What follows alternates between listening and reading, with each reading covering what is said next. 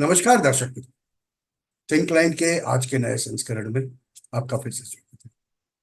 आज हम बात करने वाले हैं 2024 के आने वाले चुनाव और उससे जुड़े कितने पहलुओं की।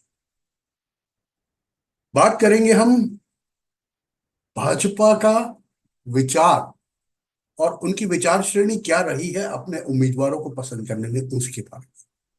साथ में बात करेंगे अभी तक जो दो लिस्ट आए हैं, कितने उम्मीदवार हैं, इनको क्यों पसंद किया गया है और कितने लोग ऐसे हैं जिनकी टिकट काट ली गई। ये सब क्यों हुआ है, उसके साथ में बात वो भी करेंगे साथ साथ में कि कांग्रेस ने भी दो लिस्ट निकाले मगर अभी तक 100 उम्मीदवारों के नाम भी नहीं है। तो ऐसा क्यों हो रहा है वो भी बात करेंगे। और हम देखेंगे कि भाजपा की जो विचार सरणी है वो स्टेट स्पेसिफिक तो है ही है, मगर एक बात बहुत तय है कि जहां जहां उन्हें एमपीस का काम not up to the mark जिसे हम कहते हैं, उनके विचार से ठीक नहीं रहा, उन्हें काट देने में उन्हें कोई झिझक नहीं। और ये नतीजा हम देख रहे हैं। दिल्ली की 7 सीटों में खाली एक रिपीट हुआ, मनोज तिवारी जी।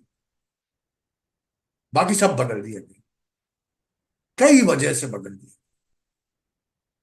मगर सबसे बड़ा कारण इन सब के पीछे क्या है वो भी देखेंगे। वैसे ही हम कर्नाटक का कल जो आया लिस्ट देखे, उसमें भी 7 उम्मीदवारों के टिकट, 7 एमपीस के टिकट काट लिए गए। वो भी क्यों हो रहा है वो भी देखेंगे। और साथ में कई ऐसे राष्ट्रों, ऐसे ऐसे राज्यों में जहां पर कहा जाता है कि भाजपा का गढ़ है, वहां से तो उन्हें कोई हरा ही नहीं सकता, वहां से भी एमपीस के टिकट काट लिए गए। वो भी मैं आपको उदाहरण के साथ में समझाऊंगा। मगर सबसे पहले ये सब की बातें करें उससे पहले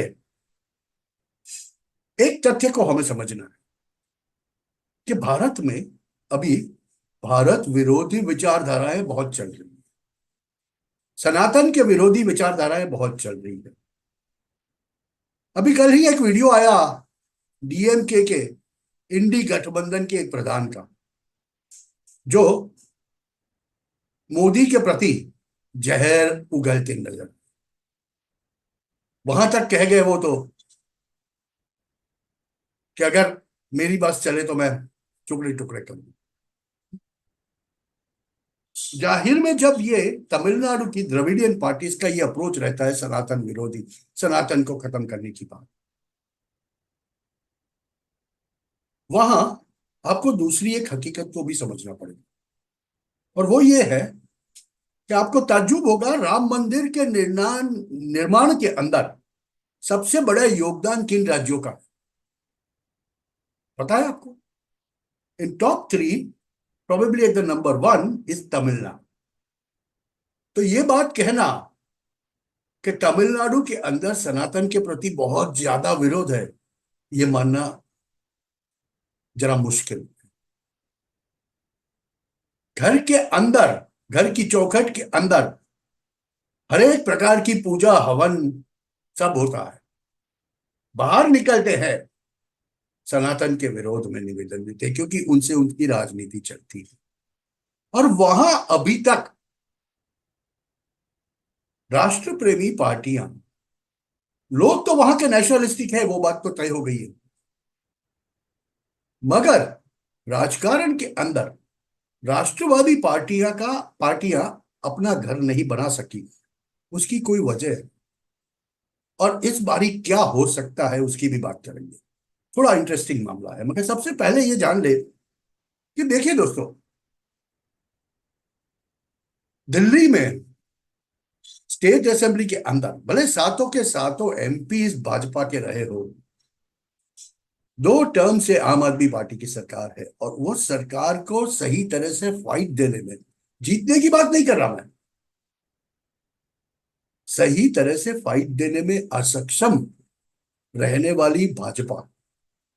हाँ, मैं ये शब्द यूज करूंगा, काफी लोगों को पता नहीं है असक्षम, क्योंकि कहीं ना कहीं चुने हुए एमपी का यह दायित्व रहता है कि अपने स्टेट के यूनिट को उनके साथ में लेके चले और स्टेट के अंदर भी अपना राज प्रस्थापित करने की कोशिश करे, जो ये एमपीज नहीं कर पाए, अपनी आवाज बुलंद नहीं कर पाए। एमपी बन गए तो 5 साल मजे किए, गौतम गंभीर हो या और कोई भी हो, नाम मैं ज्यादा नहीं लूंगा। ये एक वजह है। और कर्नाटक के अंदर भी जो 2022 में जो स्टेट असेंबली में जो शिकस्त मिली, उसके लिए भी कहीं ना कहीं चुने हुए बहुधा एमपी, क्योंकि कर्नाटक में 2019 के अंदर सिर्फ एक सीट हारी थी भाजपा में, और वो भी वो बेंगलोर रूरल वाली, डीके सुरेश वाली, जिन्होंने दक्षिण भारत और उत्तर भारत के दो भाग करने की बात की, खाली वो सीट हारी थी। तो कहीं ना कहीं ये एमपीज जिनके टिकट कटे हैं ना, वो समझना पड़ेगा हमें कि कहीं ना कहीं उन्होंने अपना दायित्व पूर्ण नहीं किया। They did not do that work. Karnataka के अंदर तो हमने देखा भी कि भाजपा का कैडर संपूर्णतः नीरस था राज्य के चुनाव में। हाँ, कांग्रेस से जीत का श्रेय हम ले नहीं सकते, मगर उसके साथ में वो बात भी समझने की जरूरत है कि भाजपा का बुनियादी कार्यकर और भाजपा का बुनियादी ढांचा जो हमें दिखता है, वो कहीं ना कहीं काम नहीं कर रहा था कर्नाटक के अंदर स्टेट असेंबली में। उसकी वजह से वो राज हारे। अब की स्थिति क्या होगी? अब जो दिख रहा है वो ये दिख रहा है कि वो कैडर और उससे भी ज्यादा वहां की प्रजा बहुत स्पष्ट है। राज्य विधानसभा के चुनाव के वक्त ही उन्होंने बोल दिया था कि राज्य में तो हम बदलाव ला सकते हैं, मगर हम राष्ट्रवादी है और सेंटर में तो हम नरेंद्र मोदी को ही जे जिताएंगे और देखना चाहते हैं। वहां पर एक तो बहुत इंटरेस्टिंग कंटेस्ट होने वाला है जिसकी मैं बात करूं तो ये बंगलोर रूरल की सीट। यहां पर ये डीके सुरेश, राष्ट्र विरोधी ताकतों के Sirmaur, one of the leaders, उनके सामने है डॉक्टर शंभूनाथ। हाँ, ये डॉक्टर शंभूनाथ बहुत प्रख्यात डॉक्टर, उनका गुडविल बहुत ज्यादा है। बंगलोर बंगलोर रूरल के सीट पर लड़ रहे। और ये कौन है पता है आपको? देवगौड़ा जी के चवाई है। और वहां जो गठबंधन हुआ है ना, जेडीएस का और भाजपा का, तो ये भाजपा की टिकट पे लड़ेंगे। जेडीएस को तो अपनी 2 या 3 सीट मिल जाएगी, मगर ये भाजपा की टिकट पे लड़ेंगे। तो ये खेल, that is going to be a battle royal Karnataka की जगह। अब हम बात करेंगे थोड़ी सी, बहुत थोड़ी सी, तेलंगाना की, हैदराबाद की, आंध्र प्रदेश की। हैदराबाद की सीट के ऊपर जो ट्रेडिशनली एमआईएम का गढ़ है, असदुद्दीन ओवैसी जीतते आए।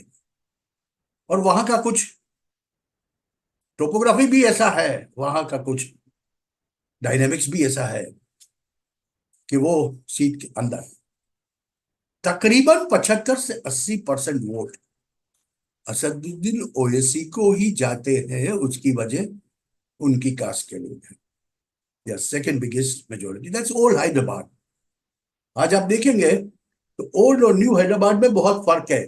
और ओल्ड हैदराबाद की ये सीट के अंदर आज ऐसा कहा जाता है कि डिमोग्राफिक चेंजेस इतने हो चुके हैं कि तकरीबन 80 से 85% लोग सेकंड बिगेस्ट मेजोरिटी के। यहां पर भाजपा ने समझबूझ के इस बारी माधवी लता को उतार दिया है। वो जीतेगी कि नहीं वो तो नहीं पता, मगर she can give a good fight. और ओवैसी जी को इस बारी बहुत मेहनत करनी पड़ेगी। ये एक दूसरा है जिसकी हमें बात समझनी पड़ेगी। भाजपा सोच समझ के टिकट दे रहा है, इसके ये उदाहरण मैं आपको दे रहा हूं। वैसे ही हम देखें तो तकरीबन 3 से 4 सीट ऐसी है केरल के अंदर। अभी केरल की बात करें ना, तब हमें समझना पड़ेगा पहले कि केरल में हमेशा तिपांकिया कॉन्टेस्ट होता है, यूडीएफ, एलडीएफ और भाजपा। और आपको ताज्जुब होगा अगर आरएसएस का देश के अंदर सर्वश्रेष्ठ संगठन अगर कहीं देखे तो वो केरल में दिखता है। मगर फिर भी वहां पर डेमोग्राफी कुछ ऐसी है वो राज्य के अंदर, मुस्लिम्स, क्रिश्चियंस और हिंदूज, यहां पर हिंदू बहुलता में नहीं है, they are not a majority. मगर ऐसा कहा जाता है कि 4 सीटें इस वक्त ऐसी है जहां पर there is going to be a battle royal and BJP will come into contention. उसकी वजह है, आज तक भाजपा वहां पर कुछ नहीं जीता, यूडीएफ एलडीएफ जीते रहते हैं। उसकी वजह है वहां पर टैक्टिकल वोटिंग होता है। ये टैक्टिकल वोटिंग क्या है वो मैं आपको बताता हूँ। मगर ये सीट कौन सी है? तिरुवनंतपुरम, जहां पर केंद्रीय प्रधान राजीव चंद्रशेखर को खड़ा कर दिया गया। साथ में त्रिशूर की एक सीट है, तिरुवनंतपुरम है, और ए के एंटनी के बेटे अनिल एंटनी की एक सीट। ये 3-4 सीटों के ऊपर इस बारी बैटल रॉयल होएगा। वजह मैं बताऊं, अभी तक भाजपा को वहां वोट मिले, कितने वोट मिलते थे, कितने? 12%। ऐसा कहा जाता है कि ये सीटों के ऊपर भाजपा का वोट शेयर, ये 3-4 सीटें जो हैं 20 में से, वहां पर भाजपा का वोट शेयर 20-22% के ऊपर। अभी ऐसे में त्रिपांकीय जंग में आपको 30 से 33 वोट तो लाने ही पड़ते हैं अगर आपको जीतना है तो। वहां पर खेल हो जाता है हर वक्त, एक टैक्टिकल वोटिंग होता है। मतलब वहां पर ऐसा होता हुआ देखा गया है, पिछले चुनावों के आकलन से यह पता चलता है कि कोई जगह पे एलडीएफ का वोटर जाके यूडीएफ को वोट देता है, और रेसिप्रोकेशन में कोई एक जगह पे यूडीएफ का वोटर जाके एलडीएफ को वोट देता है, और भाजपा का उम्मीदवार तीसरा का तीसरा रहता है। अभी इस बार ये अनिल एंटोनी को लाने की वजह से ऐसा कहा जाता है कि भाजपा ने बहुत ज्यादा ग्राउंड वर्क किया, और जो क्रिश्चियन वोटर्स, वो क्रिश्चियन वोटर्स को अपनी तरफ करने का प्रयत्न किया। कितना कारगर होगा वो तो चुनाव होने के बाद, अभी काफी वक्त है, अभी तो चुनाव अनाउंस नहीं हुए, धीरे धीरे पता चलेगा। मगर समझ लो, अगर भाजपा 22-25% वोट शेयर को उठा के 30-32% तक ले जा सके कोई भी कॉन्स्टिट्यूएंसी के अंदर, तो उनके जीतने के चांसेस बन जाएंगे। तो केरल में इस बारी खाता खुले तो मुझे ताज्जुब नहीं। हाँ, वो बात भी सही है कि तिरुवनंतपुरम में डॉक्टर शशि थरूर को हराना बहुत मुश्किल है, मगर ऐसा हुआ है। भूत के उदाहरण देखे हम, पिछले दिनों की बात देखे, तो कौन सोचता था कि इंदिरा गांधी हार जाएगी? वो भी हारी है ना एक बार, राजनारायण जैसे से। तो ये तो मुमकिन है। देखिए क्या होता है। अब बात करेंगे हम, ये जो राष्ट्रवादी प्रजा और राष्ट्र विरोधी राजकारणियों के राज्य। देखिए, मैं बहुत स्पष्ट हूं, राष्ट्रवादी प्रजा, तमिलनाडु का हर एक नागरिक राष्ट्रवादी है, मगर वहां पर पॉलिटिक्स चलती है द्रविडियन पॉलिटिक्स, और एंटी हिंदी पॉलिटिक्स, एंटी सनातन पॉलिटिक्स। अभी ये एक ऐसा स्टेट है जहां पर भाजपा का वोट शेयर कभी 3%, ओवरऑल 3% राज्य के अंदर 3 से ऊपर नहीं बढ़ा। मगर अन्नामलाई की आंधी ने दक्षिण और पश्चिमी तमिलनाडु के अंदर हवा पलट दी। ये एम के स्टैलिन, दयानिधि स्टैलिन और उनके प्रधान, जो दिन ब दिन सनातन के विरोध में, मोदी जी के विरोध में जो गाली गलौज कर रहे हैं ना, ये उसका नतीजा है कि उनको घबराहट हो रही है, बौखला गए। अन्नामलाई की पदयात्रा का रिस्पॉन्स देख के काफी लोग बौखला चुके हैं। और वहां पर ऐसा कहा जाता है कि भाजपा का वोट शेयर बढ़ के 3% से ऊपर जाके 15 से 20% तक पहुंचेगा। अगर यह होता है तो ये ताज्जुब नहीं होना चाहिए कि 3 या 4 सीट दक्षिण और पश्चिमी तमिलनाडु की कन्वर्ट होके भाजपा अपना झंडा वहां लहरा सके। ये हो सकता है, मुमकिन है दोस्तों। और ये पे सीएए के बाद, हाँ ये बात करने की जरूरत है। देखिए, सीएए के बारे में विपक्षी बहुत गलत धारणा फैला रहे हैं, मगर सीएए बहुत स्पष्ट है। ये नागरिकता देता है, लेता नहीं। तो भारत के जो नागरिक है उसकी तो नागरिकता रहेगी ही रहेगी। तो फिर दिक्कत क्या है? अगर प्रताड़ित हिंदू हो, सिख हो, ईसाई हो, जैन हो, बौद्ध हो, ये लोग अगर पाकिस्तान में है, अफगानिस्तान में है, बांग्लादेश में है, और अगर ये आके भारत में शरण मांगे, तो इसमें बुराई क्या है? इसका विरोध क्यों होना चाहिए? मगर ये राजनीति है, राजनीतिक लाभ, अपना वोट बैंक गंवाने के चक्कर में ये लोग इसका विरोध कर, मगर इनका विरोध चलने वाला नहीं। टाई टाई फिश जिसे बोलते हैं ना, वही हो रहा है अब। और सीएए से प्रताड़ित हिंदुओं को, प्रताड़ित सिखों को, जो बेचारे बाहर से यहाँ आके अपने देश में बसना चाहते हैं, उनको बहुत बड़ा फायदा होगा। मगर ये बात भी समझ लेनी जरूरी है कि 57 देश है जहां पर अगर इस्लामिक लोग माइनॉरिटी में है तो वो वहां जा सकते हैं। 150 ऐसे दोस्त हैं, ऐसे राष्ट्र है जहां पर क्रिश्चियन जा सकते हैं, मगर हिंदू कहीं नहीं जा सकते। ये बात याद रखें सीए का विरोध करने से पहले। अब हम बात करेंगे ऐसे उम्मीदवारों की जिनके बारे में कहा जाता था कि इनको टिकट नहीं मिलेगी, मगर मिली। जिसमें ये चर्चाएं हो रही थी महाराष्ट्र में नागपुर से नितिन गडकरी जी के टिकट। वेल, जो बात करने वाले पागल लोग थे, करते थे ऐसी बात। उद्धव जी ने तो बोल भी दिया, अगर आपको टिकट नहीं दे रहे तो हम करें। अरे भैया, आप कौन होते हो?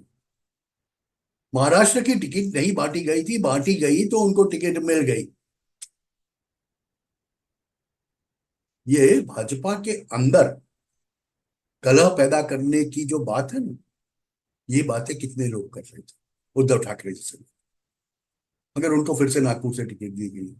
मगर उससे भी ज्यादा मैं समझता हूँ कि मोदी जी ने जो एक फैसला किया था ना कि मेरे सभी प्रधान एक बारी लोकसभा में लोगों के पास जाके चुन के आने चाहिए। तो उसी सिलसिले में राजीव चंद्रशेखर के बाद अभी आए दूसरे पीयूष गोयल, मुंबई नॉर्थ से वो चुनाव लड़ेंगे। उनका भी नाम जाहिर हो गया। तो देखिए, एक तरफ एक पार्टी है जो तय कर चुकी है कि उनके जनप्रतिनिधि सही में जनप्रतिनिधि होने चाहिए, पिछले रास्ते से आए हुए, पिछले द्वार से आके सीधे बैठ गए लोग नहीं होने चाहिए। एक आध दो किस्सों को छोड़ दे हम, उसके अलावा बाकी सब चुनाव लड़ेंगे, ऐसी मेरी धारणा। सामने कांग्रेस जैसा राष्ट्रीय राष्ट्रीय पक्ष है जहां पर बड़े बड़े नेता, फिर वो कोई भी हो, अशोक गहलोत हो, कमलनाथ हो, दिग्विजय सिंह हो, कोई भी हो, वो चुनाव नहीं लड़ना चाहते, ना बोलते हैं, तो उनके बेटों को टिकट देनी पड़ती है।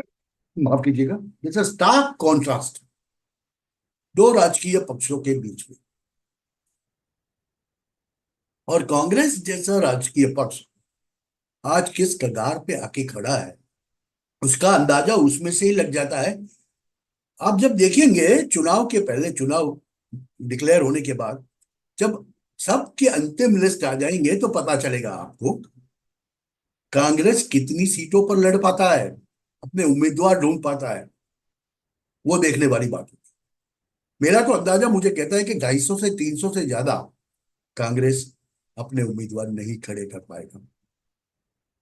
और उनका हिट रेशियो जिसे बोलते हैं, जीतने का प्रतिशत, कितना? 10 से 12%। पिछले दो चुनावों की बात करें, अगर वो ही मेंटेन करे तो मुझे तो नहीं लगता कि 25-30 से ज्यादा एमपी वो चुन के आ सके, अपने 25 से 30 एमपी को जिता सके। वेल खैर, इलेक्शन का प्रेडिक्शन कोई नहीं कर सकता। वो तो जब चुनाव होंगे, नतीजे आएंगे, तब पता चलेगा। मगर अब की जो स्थिति दिख रही है, वो ये दिख रही है, एक तरफ भाजपा कोई चांस नहीं लेना चाहता, नॉन परफॉर्मिंग उनके हिसाब से, भाजपा हाईकमान के हिसाब से जो नॉन परफॉर्मिंग है, उनकी टिकट निर्ममता से काट रहा है। और दूसरी तरफ ये है, इनको कैंडिडेट नहीं मिल रहे।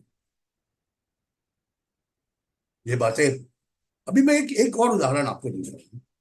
गुजरात जैसे राज्य में, जो जिसमें कहा जाता है कि भाजपा एक सीट हार जाए तो वो उसकी पराजय गिनी जाएगी, और वो भी सूरत जैसी सीट। आप सोच के चलिए, जहां पर sitting minister of state Darshana Jardosh थी थी कहना पड़ेगा, क्योंकि सेकंड लिस्ट आया तो उनकी टिकट काट ली गई है। उनकी जगह पे मुकेश दलाल करके एक कैंडिडेट है, जो राष्ट्रीय स्तर पर जाने माने नहीं है, लोकल लोग जानते हैं उनको, क्योंकि वो सूरत म्यूनिसिपल कॉरपोरेशन के भाजपा के शासन में आज से 8-10 साल पहले स्टेट 6 बारी स्टैंडिंग चेयरमैन रह चुके, सीए है खुद, अभी सूरत पीपल्स बैंक के चेयरमैन भी है, पढ़े लिखे इंसान है, आंकड़ों को अच्छी तरह समझते हैं। उनको कोल्ड स्टोरेज में रखा हुआ था।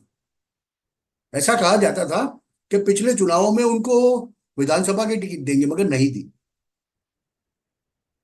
इस बारी कोल्ड स्टोरेज में से बाहर लाके उनको टिकट दे दी गई है।